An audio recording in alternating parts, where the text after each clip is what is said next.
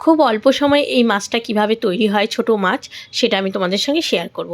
এটাকে অনেকে অনেক মাছ নামে বলে, আমরা গাংমোড়লা বলি। সেই মাছের মাথাটা বাদ দিয়ে দিলাম। মাথাটা না প্রচণ্ড কাটা থাকে। মাছগুলোকে ভালো করে মাথা ছাড়িয়ে নুন হলুদ মাখিয়ে আমি তেলের মধ্যে দিয়ে একটা একটা করে ভেজে নিচ্ছি। এই মাছ ভাজার সময় খেয়াল করতে হবে তেলটা পর্যাপ্ত পরিমাণে গরম করতে হবে, নালে কিন্তু নিচের দিকে লেগে যাবে। নুন মাখানোর সময় খেয়াল রাখতে হবে যে বেশি পরিমাণে নুন মাখানো যাবে না, কেন মার্কেটে আগে থেকে নুন মাখানো হয় থাকে। এবার কড়াইয়ের তেলের মধ্যে জিরে, তেজপাতা আর কালো জিরে ফোড়ন দিলাম, আর আদা জিরে পেস্ট করা, তার মধ্যে সামান্য কয়েক পিস টমেটো দিয়ে দিলাম। মশলাটা যেই কষে গেছে একটু লঙ্কার গুঁড়ো দিয়েছি।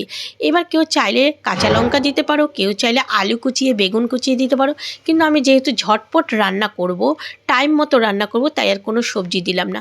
হয়ে গেল। এবার এই টেস্টটা দ্বিগুণ করার জন্য আমি কিন্তু এর মধ্যে একটু ফাইনাল ধনেপাতা দিয়ে দিলাম।